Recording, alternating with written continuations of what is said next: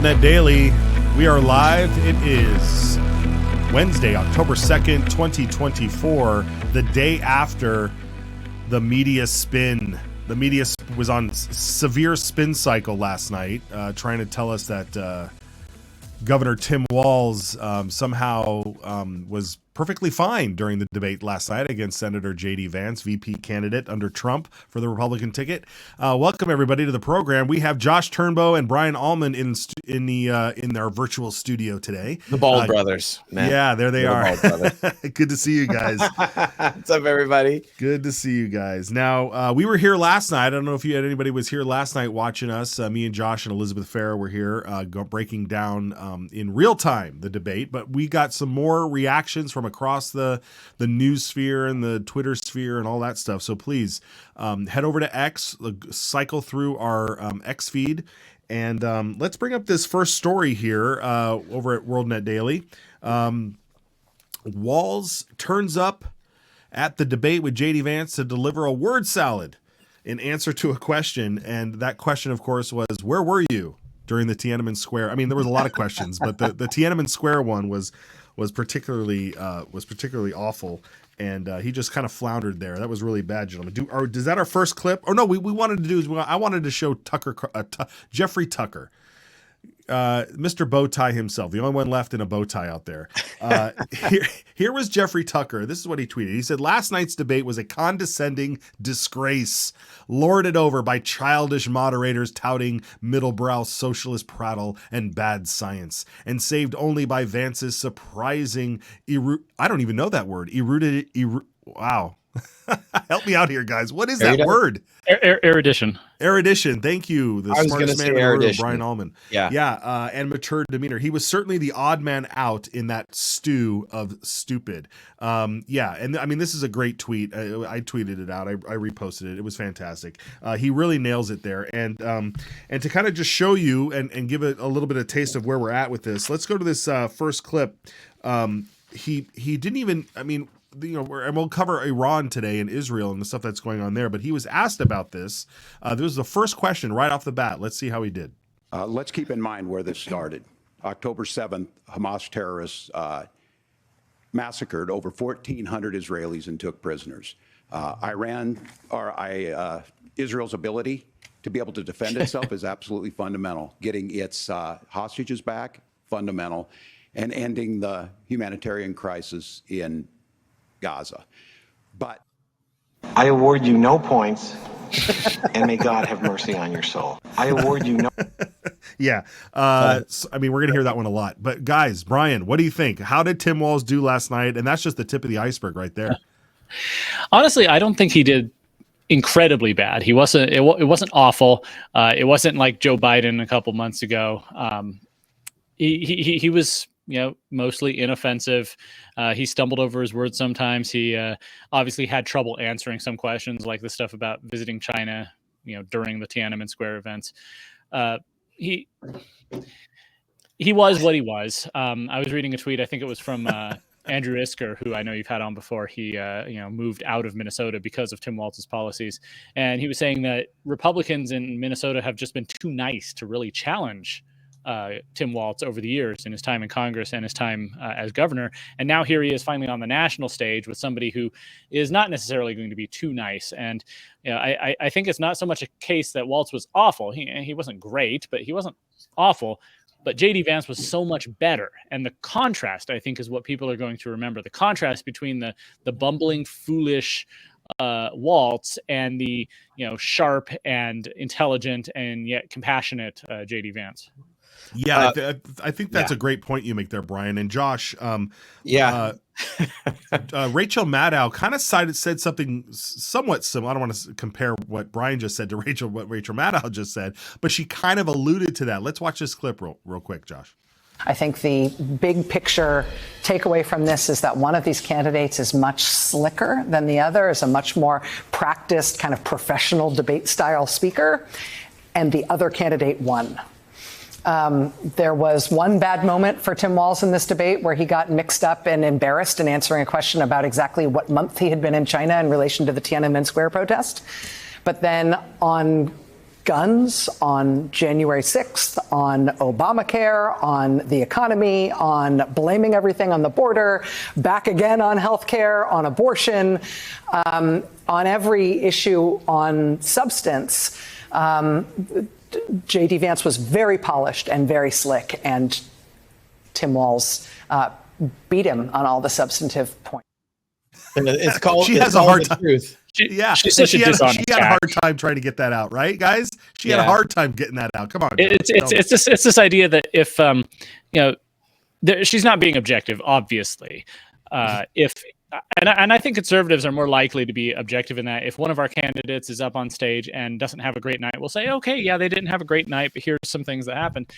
They can't, because Walz is saying the things they agree with and what Maddow agrees with, she has to say that he's the winner because it's required. It's the end of democracy as well if he wins, right? So. And the funny thing is that she's talking about how JD Vance was more polished because he's a better speaker. Vance has been in politics for 2 years, whereas Walz has been in politics for what, 30? It's right. Who should be better at this? And like you make the point, being on the national stage now, like being on the national stage means that people go back in time and listen and to every word that you've ever said, right? And there's these inconsistencies that start coming up, and you realize when he's up there talking about how like, oh well, I've been in Congress, I've been a governor, I've been this, I've been that.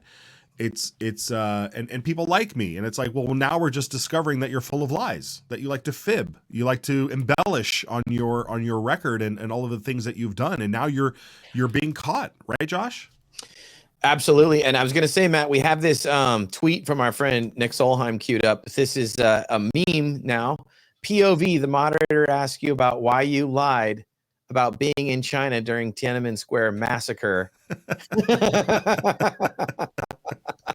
Oh my goodness, yeah. I mean, that's he was frozen for a minute, and then but obviously Rachel Maddow, they're already doing cover for the guy, which they just won't say like this is an egregious lie. This is maybe even more blatant than the wiggling around the stolen valor. This takes me back to like, was it Brokaw or who was it? Was it also Hillary Clinton that they were landing under sniper fire? Right. The Brokaw successor, Brian. Jennings. Was it Jennings? No. Was it Brian Williams? Brian Williams. It was yes. Brian Williams. Yeah. Yeah. Just media buffoons lying. Yeah, and it was and since this was the latest discovered lie about Tiananmen Square, they decided to just focus on that one and not all the other ones that he's said, about being about being under battle, before he left the guard and all carrying that. arms in combat. Yeah. So he carried his arms in combat. Well, speaking of the moderators here, as we know from the last two debates, the moderators will fact check one side more than the other. Sometimes the other side never. And so going into this debate, one of the rules that the both campaigns agreed upon was that the moderators would not be doing any fact checking. And but they just can't seem to help themselves. They just can't. It's like a kid sitting alone in front of the cookies, and it's just like, I just had to take one. Let's watch what happened to that. Margaret, but thank you, Senator. We have so much to get to. Margaret, I think it's important because we're going to turn out of the economy. Thank you, Margaret. The rules were that you guys weren't going to fact check, and since you're fact checking me, I think it's important to say what's actually going on. Yeah, it is. I wish everybody's sharing just that clip. I wish we had the whole thing. I wanted to hear what the fact check was, that got her in trouble there, because JD Vance is spot on there to call that out and to really focus on the fact that, like, you guys, we've set the rules and you're the ones breaking them. Don't you think that was an important moment, Brian? Yeah, and as part of the larger meta narrative here, the left-wing media has been portraying Tim Walz as a new symbol of masculinity, and that he's kind of this goofy white guy who's self-deprecating. It's almost a minstrel show of white people, and he's they're saying he's a new vision of masculinity, not toxic masculinity, whatever that means. And I think the most important part of that is that he's the underling to Kamala Harris on the ticket. So he, the best version of a man you can be is to submit to women. It's trying to, I guess, invert the traditional view of things, and I don't think the fact that they put 2 female moderators in there was a coincidence. I think they wanted to kind of demonstrate that, and they got their sound clip. If you're on the right, you're looking at that and saying, oh, those awful moderators, they muted his mic because he dared challenge their assertion. But if you're on the left, you're looking on that and saying, oh, that toxic man is mansplaining to those brave women. And so both sides are going to read into that what they wanted to. And I think it was a deliberate setup. Absolutely. I totally agree with you, Brian. And good point. To talk about the masculinity angle of this, it segues nicely into Mr. Masculinity himself, Chris Cuomo. Because the guy does have a lot of testosterone. You can't deny Chris Cuomo's testosterone here. But here was his take on some of this. Let's watch this. They were talking at one point. Vance wanted to correct something about how Haitians got into this country, and he was right, and the moderators wouldn't let him correct it. It's very interesting. Yeah, I mean, good on Chris for knocking that out. But those were the kind of moments where like you said, they shut down the mic, they wouldn't let them speak, and it was a total setup because later on, this happened over on MSNBC. Like muting powers. And I actually think if you're a woman, that might be the worst moment JD Vance had, because he was going to mansplain right over that mute button. He was, and again, I don't pretend to know how everyone will react to this. I think that a lot of women in positions of authority that should command respect just by virtue of that dynamic will see themselves in some dude that disrespected them and talked over. I mean, there was a moment like that with then vice presidential in the Harris Pence debate where she's. Can somebody talk over her, please? Josh, what is it with this acceptance of the word mansplaining? It's very just degrading. Reverse it, Matt. That's all you have to do. Just reverse it to see how they'll react. Say like you're woman-splaining again, and people their heads will explode. So that's how you know when it's false. It's not a real thing. Just say, well, you're doing a lot of chick talk right now. Can you please stop? Say that to any empowered woman. Right. It will not go well. Yeah, exactly. I say it to my wife all the time. It doesn't go well. I bet you do. I think it does go to some generalizations about the sexes in general. Not all are like this, but in general, men are more okay. What's the facts? What's the truth? Let's figure out what's the reality here. Whereas again, in general, a lot of women, the feminine style of discourse is okay. Let's find something we can all agree on. It's just different modes of communication, and you saw that at work. What do they care about? What does that woman on whatever the network that was care about? She doesn't care about the facts of the discussion. Whereas Chris Cuomo was pointing out, hey, JD Vance was right. He was explaining the details of the temporary protected status for Haitians, whereas the woman was just concerned about the fact that he was contradicting another woman. So that's a very different perspective on the discourse, and that's the whole mansplaining thing. It's not whether you're right or wrong. It's the fact that you dare to. How dare you? That is such a great point, Brian. And I guess we can go. This is the crux of male-female relationships, right? The men are always talking about trying to stick to the facts, and the women are like, "Don't talk to me about Why do you have to say it that way? Don't raise your voice with those facts." And you're like, good Lord, like, can we just move past this? Like, oh my God, I'm having PTSD right now. It's a little warm in here. Okay, hope my wife isn't watching. Nobody send this to my wife. Okay. Let's just move on here, because there was a big gaffe that Tim Walz had, and I think we all can maybe understand what he meant, but he was so adamant about it that you kind of wonder with the state of the world whether or not this is actually true. Let's watch this clip. I've become friends with school shooters. I've seen it. Look, the NRA. I was an NRA guy for a long time. They used to. I'm thinking he was saying school shooting victims. I mean, what? Was that? Hey, what? Yeah, that's probably what he meant. That's probably what he meant. And when it just like he wasn't. Perfect meme. Yes. Oh, it's on our very own WorldNetDaily. There it is, and of course they jump on it right away. Oh, you have to read the fine print. You got to see if everybody can't see this. It says not friends with school shooters Yes. on the bottom of the sign.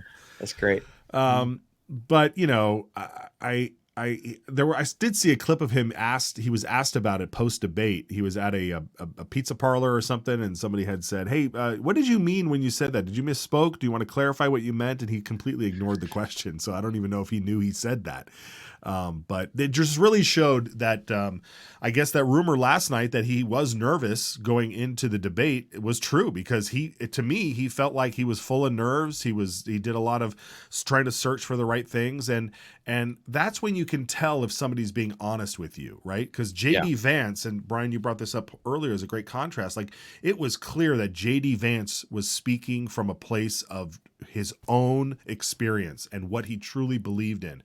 And you know, Maddow can call him slick all she wants, but when you are speaking the truth and we were relying upon a sincere caring about, you know, I thought that moment between Walz, when Walz said that his 17-year-old child witnessed a school shooting or something, he witnessed somebody getting shot, that Vance turned to him and said, "I didn't know about that," and he offered condolences on that remark. That you could really tell that Vance was being truly honest in there, and I thought that was a really good moment. That's a great point. I think that, you know, this strikes at something that's fundamental about these two campaigns. Kamala Harris and Tim Walz are not running to be the president and vice president as we've understood those offices. They're running to be cogs in this great, you know, machine, this deep state machine that's been running the country for a long time, that Trump was really the first one to challenge. They're not running to be leaders. They're running to be servants of the deep state, whereas Trump and Vance are clearly running to be leaders. And they are speaking forcefully about what they believe and what they want to see the country, whereas the other two are just saying whatever they need to say to please their masters and hopefully salvage this campaign of theirs. Yeah, absolutely. Somebody, what was that comment about playing bingo? He said, we just had it up on the screen there. I think he was playing bingo while Vance was speaking too. Yes, all he kept doing was just marking his papers. I was teaching a homeschool pod this morning, and some of the students talked about how they had watched the debate, and they said that most of the time Vance looked like this, or not Vance, Walz looked like this because he was always writing, and so you only saw the top of his head. Exactly, yeah. And then he still couldn't get his words together. So. Well, onto a more of a serious moment here. They were talking about, of course, J6 again. They just can't seem to keep not talking about J6, and the threat to democracy that Trump has. And here was a good moment about where JD reminded viewers exactly what should be of top concern here. I will tell you this, that when this is over, we need to shake hands this election, and the winner needs to be the winner. This has got to stop. It's tearing our country apart. Margaret? Senator Vance, did you want to respond to that? Yeah, well, look, Tim, first of all, it's really rich for Democratic leaders to say that Donald Trump is a unique threat to democracy when he peacefully gave over power on January the 20th, as we have done for 250 years in this country. We are going to shake hands after this debate and after this election. And of course, I hope that we win, and I think we're going to win. But if Tim Walz is the next vice president, he'll have my prayers, he'll have my best wishes, and he'll have my help whenever he wants it. But we have to remember that for years in this country, Democrats protested the results of elections. Hillary Clinton in 2016 said that Donald Trump had the election stolen by Vladimir Putin because the Russians bought like $500,000 worth of Facebook ads. This has been going on for a long time. And if we want to say that we need to respect the results of the election, I'm on board. But if we want to say, as Tim Walz is saying, that this is just a problem that Republicans have had, I don't buy that. Yeah, great point. Meanwhile, Tim has like resting trout face or something. He reminds me of a deer in the headlights. But Vance alluded to this. I was hoping he'd bring it up. Democrats have not accepted the outcome of a presidential election that they lost since 1988, when George Bush beat Michael Dukakis. 2000, George W. Bush, the Florida recount, they said it was stolen. 2004, Bush against Kerry, they said that Bush had somehow stolen Ohio. And then, of course, 2016, they said that was stolen. And even other elections. Stacey Abrams famously maintained that she actually won the 2018 Georgia governor's election. So they've, Democrats started this. They started the practice of questioning the results of elections and saying that it was rigged or stolen. 2020 was really when the Republicans just got on board and said, okay, well, if you're going to play that way, well, we're going to call it rigged and stolen too. And I think we've passed the point where either side is going to accept the outcome of the election that shows that they lose. So, well, we've just got to win at this point.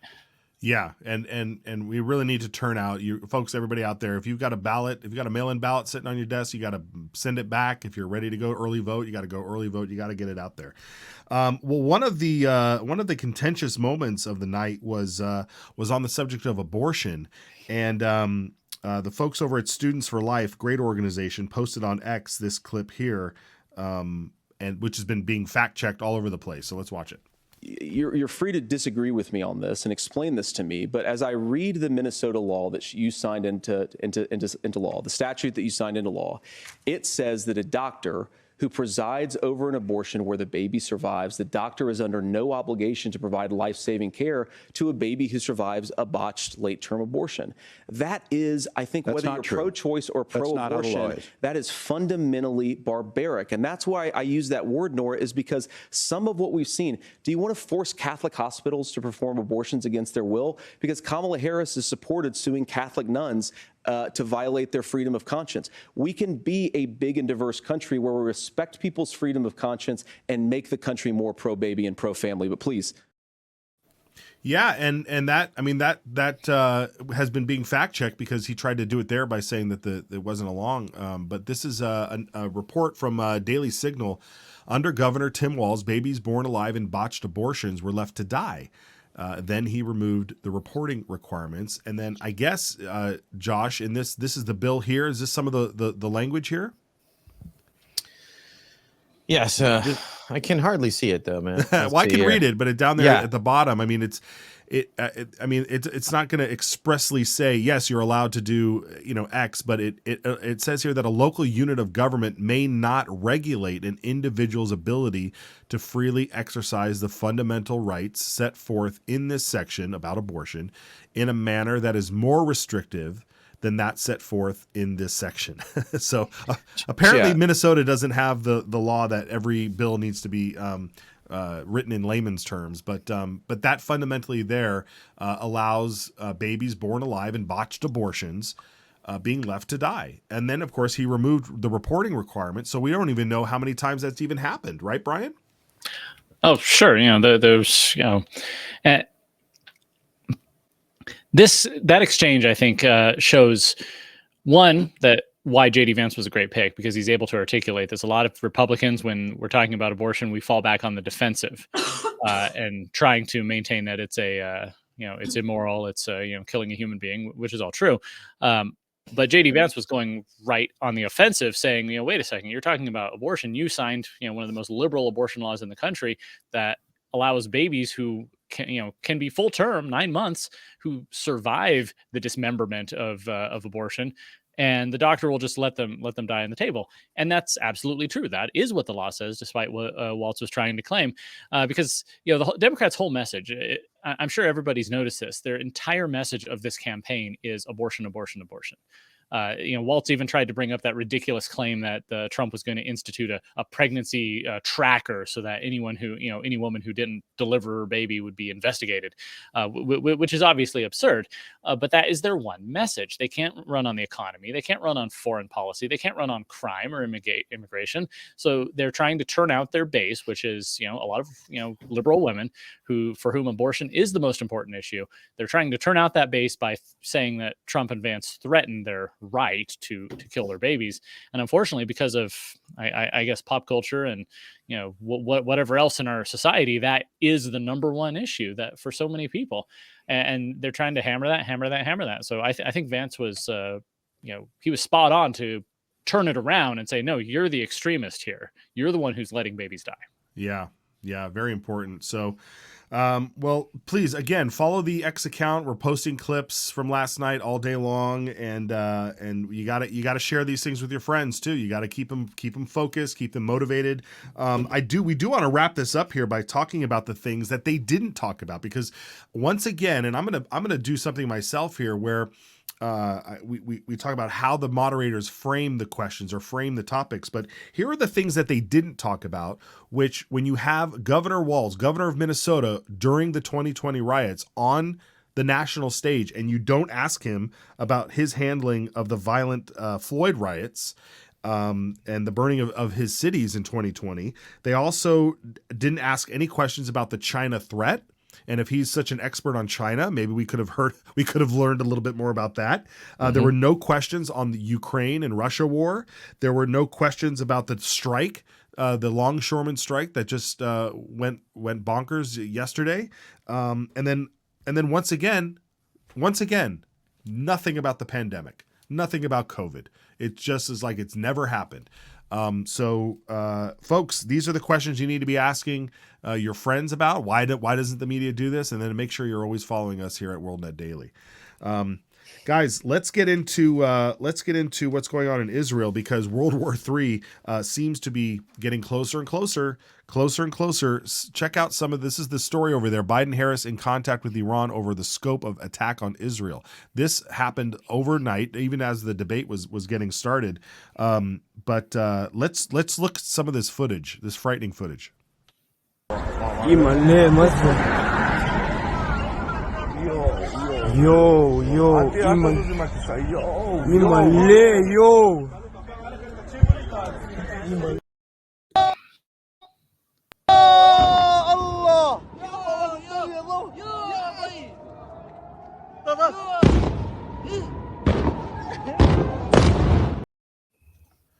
Yeah, that's wild things going on over there. And then the Trump campaign dropped a video talking about the attack on Israel. Let's take a look at that.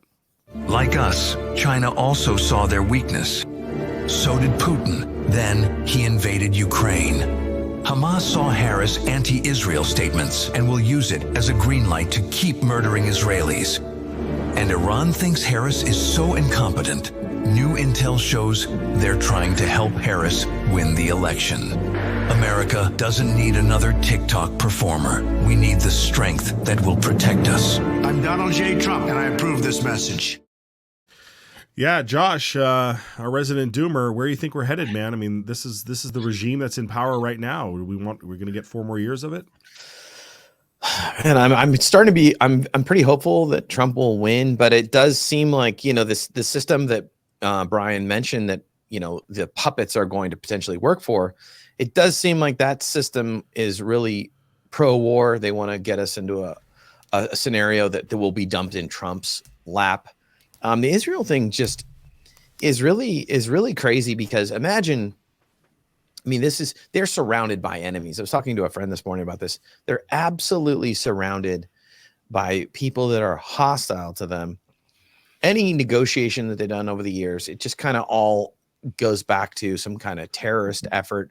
October 7th kind of galvanized them to say no more and then clear out space. So they have their invasion going on of Lebanon, but also they're going to strike Iran because, imagine, I don't think we can quite imagine this here, because we are surrounded. We're moated by oceans, and an incoming ballistic missile attack just is unthinkable here. But they're going to live with this for the foreseeable future until they slap down their enemies, hard enough that they just don't come back around for a while. It will escalate. It's logical. You can't let no modern civilization lets an enemy at standoff distance fire ballistic missiles into their city. You just can't allow it, or you won't have a society. Right. Yeah, it's so true. And Brian, this kind of like goes into the issue that Russia has with Ukraine joining NATO and having ballistic missiles and have NATO nations along their border. Josh is right. We can't fathom that here because we have Canada to the north, Mexico to the south, and we're protected by 2 oceans. That it's kind of hard to imagine living under these conditions. Well, 60 years ago, President John Kennedy almost took us to nuclear war because we couldn't fathom having nuclear missiles in Cuba, 100 miles off the coast of Florida. And now, the situation's kind of reversed. We're pushing and pushing and pushing the border against Russia. And obviously you've got Israel here, which is surrounded by enemies that want to see it destroyed. I mean, there's obviously two levels here. There's the moral level and there's the pragmatic level. And both sides are trying to claim the moral high ground, both Israel and the, Arab and, Persian enemies here. And this is where I think we need someone like President Trump back in power. He was able to pull off the Abraham Accords, getting various Arab nations who had been enemies with Israel to recognize, okay, this country is here and it's going to exist and it's going to continue to exist. And, we're much better off if we trade and interact and have peaceful relations than if we're on a constant war footing. The UAE and I think a couple other nations signed on to that. Even going back to the 1970s, Jimmy Carter brought Israel and Egypt to the negotiating table and, put an end to their hostilities. They had gone to war in the 6-Day War in 1967, the Yom Kippur War in 1973, but Carter got them to agree, okay, let's, Egypt can have the Sinai back. And in return, they're not going to continue to foment war and threaten Israel from that border, at least. President Carter obviously just turned 100 just the other day. So getting Trump back in office, I think, is probably the best hope for peace in the Middle East. Obviously, Israel is going to defend itself. They're going to strike back against Iran. But we need someone in there who's able to negotiate and convince both sides that peace is better than war. Yeah. Yeah, well, David Sachs, with 34 days left until the election, David Sachs posted up on X here that the October surprise is World War III. Meanwhile, Biden looks like a piece of flotsam washed up on the beach, and Kamala Harris is too scared to do a press conference. January 20 can't come soon enough. And that's the big thing here. I mean, the election is 34 days away, but he doesn't take office if he wins until January 20. And so that's another 2 months afterwards. Josh, it's like a perfect window to get away with a lot. I was going to just make a quick joke here that Biden's starting to look more like Jimmy Carter every day. Yeah, they're roughly the same age. I don't know if you saw the new video, poor Jimmy Carter being wheeled out to receive some sun or something like that. But right. Yeah, I mean, this is like in the movie. This is a movie, right? This is the perfect moment. There's this transitional period. It's going to be chaotic. Everybody go now, quick, attack, do your thing now. I mean, that's what it feels like. That's what it feels like. And I still am under the presumption that at some point during this, they could pull the 25th Amendment on Biden and just make Kamala president, at least for a short time. Yes, they get big points for that. Yeah, First, I mean, that would be a huge Indian/black female president. Huge. It's huge. Yeah. What's interesting to me is that it doesn't seem like there is a president. Neither Biden nor Harris seems to actually be running things. Right. Yeah. They haven't had an actual cabinet meeting for many, many months. And then they had one, except it was Joe Biden presiding, as if she's a constitutionally elected leader of our country. And so it seems like the different cabinet heads are just doing their own thing. You've got the Secretary of State Blinken doing what he wants and the Secretary of Defense doing what he wants. Everybody's operating independently. There's no unifying cohesive strategy going on. And so I don't know. I roll the dice on that 50-50 if they're actually going to push Biden out and try and prop Kamala up. It might be a last-ditch effort to get her a few more votes by promoting her as the incumbent, the first woman president. You got to vote for her. We can't switch horses in midstream, even though we just switched horses in midstream. Or maybe they just figure, okay, let's keep running things the way they are, and each of these stakeholders, each of these cabinet secretaries will continue to do what they want to do without having to worry about someone on top trying to rein them in. Yeah, it really is the evolution of the swamp, right? Like the swamp is so large that it overtakes every role, and no one really knows the source of it or where the leadership is. It's just in these disparate heads of the bureaucracies, which is literally not what we thought we were doing when we were voting for democracy. Right. Well, again, this year we're voting for a system. Do we want to continue this existing system of the deep state, the blob, or are we going to actually vote for a leader who is accountable to the people and is, acting on behalf of the people? Well, we want to trust the experts no matter what happens, guys. Yeah, well, one of those experts apparently was Joe Biden back in 2020, telling everybody if Trump became elected, that we'd be in a war with Iran. And lo and behold, so let's watch this clip. The world has changed because what Trump has done. And the American people, including independents and some Republicans, know how bad he is, know how much he's misrepresented, know how he's getting close to getting us in a war. I said, as the walls close in on this man, I'm worried he's going to get us to war in Iran. Unfortunately, I may have been right. The fact of the matter is there's a lot at stake in this election. Good Lord. And Brian, I mean, aside from what he said, the man looked like he was 50 years old. Yeah, who's that spry young man right there? I can't. Now I know why people actually voted for me, because he actually wasn't as bad as he is now. Oh, well, even then we knew he was bad. He was in his basement and he was being wheeled out for just a couple events. But, I guess we didn't, figure how much worse he was going to get.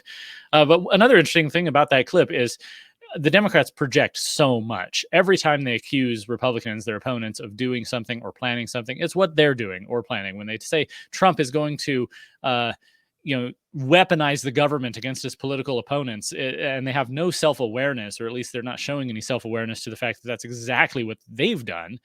And now they're, go back then, they said Trump's going to get us in a war with Iran, when that seems to be what their side is hell-bent on doing right now. Yeah, absolutely. Well, let's look at this other clip here. Trump yesterday talking about the Iran bombing Israel. The world right now is spiraling out of control. You might not have seen what's happened because it was a few hours ago. A lot of people were here. There's so many people outside, which we appreciate. But a lot of people were here a short time ago. Iran launched 181 ballistic missiles at Israel, and I've been talking about World War III for a long time.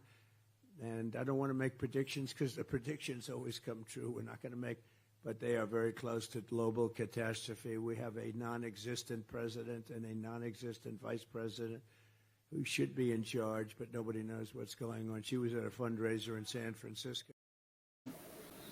Yeah, I mean, it's everything we've just been saying. I mean, it's so obvious now what's going on that it's just it's atrocious. And then we have got one final clip here with Trump on the real risk of nuclear war.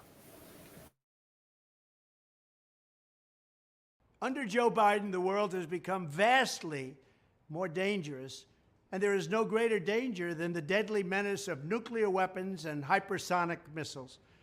Hypersonic missiles move at many times the speed of sound and 6 times faster than current missiles. Armed with nuclear weapons, they could annihilate entire cities and even countries within minutes. And we cannot let this happen. If you take a look right now, the nuclear word is being mentioned all the time. This is a word that you're not allowed to use. It was never used during the Trump administration, but now other countries are using that word against us because they have no respect for our leadership. World War III would be a catastrophe unlike any other. This would make World War I and World War II like very small battles. Yeah. Wow. Well, I mean, let's, maybe can we postulate a little bit on what would World War III look like? Like, who would be the Axis and the Allies? Where would the theaters be? Have you thought about that, Brian? Well, I don't remember if it was a podcast or an essay. I consume so much, sometimes I forget. That was saying that World War III, at least from the American point of view, would not be like World War I and II in a way, because in those wars, the U.S. and all the other powers, they did full mobilization. It was total war. The entire economy of those nations were turned toward the war effort, and they were drafting young men by the hundreds of thousands or millions of people. And we're not in that position right now. I don't think we could mobilize our economy for war, because our economy, a lot of our manufacturing has been outsourced. Imagine us going to war with China. Where are we going to manufacture stuff? Because they're the ones who are manufacturing things for us. So I think we obviously have still a pretty mighty military, Navy, Air Force, Marines, Army.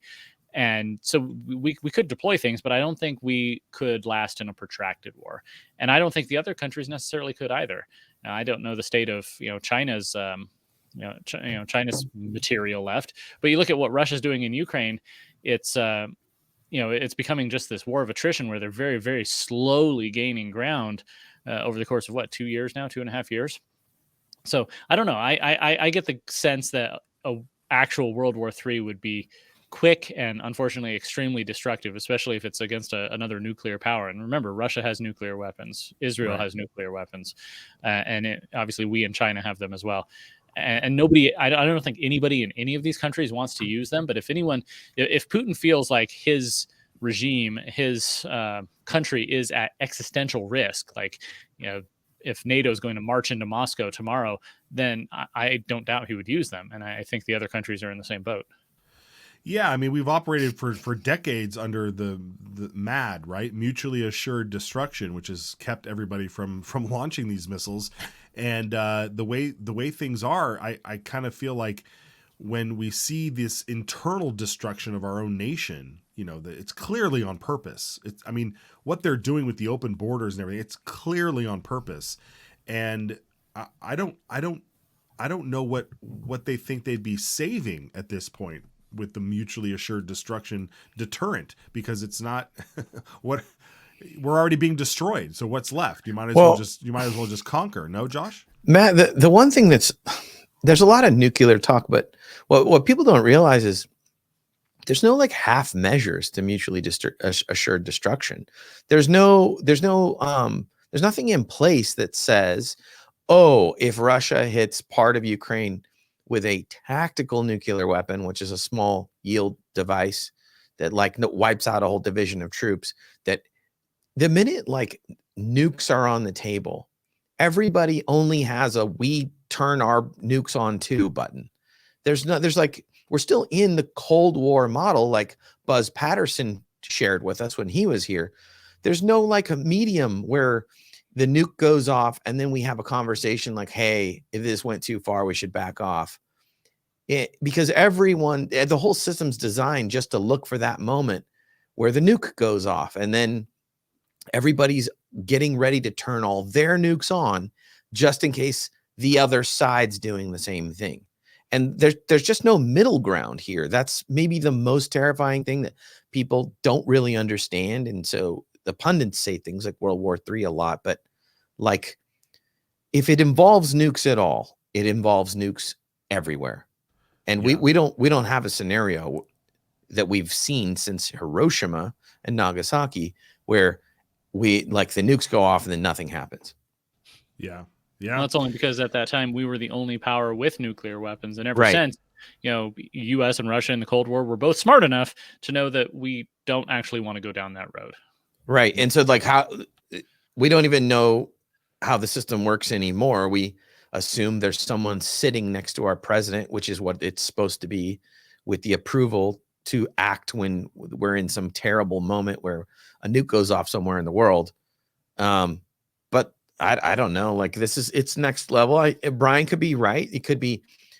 I'm a little as a doomer, as you guys all know. I think that we are heading towards a draft. We have no choice, because the one thing that people do assume is that if it goes off in one place, it will go off in other places. So if it goes off well enough with NATO in Ukraine, if NATO enters the fray with Russia, our enemies will move in other places. They will absolutely do that because it's the right time to do that. So you can't fight a Pacific war and a land war in Europe and some kind of mobilization in the Middle East. All three are not possible. So you would have to have a draft. Yeah. Well, one thing we know that is coming, Brian, is censorship, because it's already here. And so, audience, what you need to do is you need to make sure you're following us, but also follow these individual folks, so that way you can at least have one outlet you can go to. And I know Brian Allman is definitely one of those folks. Brian, how can people follow you, and where can we keep track of your work? Well, follow me on X, or Twitter, as I still like to call it, at Gem State Brian, Gem State for Idaho. Oh, that's the site. And also at gemstatechronicle.com, I write about local politics and occasionally foray into national stuff, but I keep most of that here at WorldNetDaily. Fantastic. All right. And Josh, we're getting all the latest news over there on X at WorldNetDaily, but also on Rumble and Telegram. Share with us. Yeah, guys, I would love to get this Rumble channel up in subscribers. That's, I love Rumble. We don't get any warnings on Rumble when we put up content or we say something that we're not supposed to say, according to their censorship rules, whatever, right? Go to Rumble and follow us there. It's guaranteed to be up until, who knows what happens, but that's where you can see all our content. And we're creating a lot of it.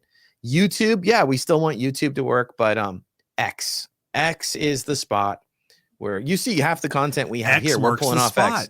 X marks the spot. You hear that, Elon? Okay, and there's all the other channels. Also, like if you like to know like what's happening in the intersection of politics and pop culture, our Instagram account is going off. Boom. And I know the person that works on that account, and they're doing a lot of funny stuff over there. In fact, yeah, I can barely keep up with it. But if you want to know what's going on with Diddy, I don't. But if you do, you can find it over there.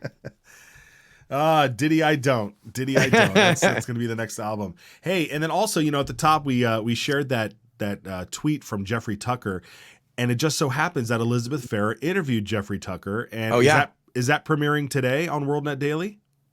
Yes, it is. Let's see. Fantastic. So if you go over to worldnetdaily.com, you'll see that the thumbnail for that video is there for Elizabeth's show.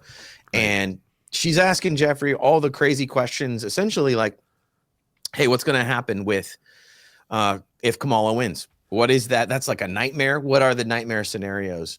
And Jeffrey weighs in. It's very interesting. Yeah, fantastic. All right, folks. Well, thank you for joining us today on a Wednesday. We'll see you back here on Friday. God bless. Thanks, everybody.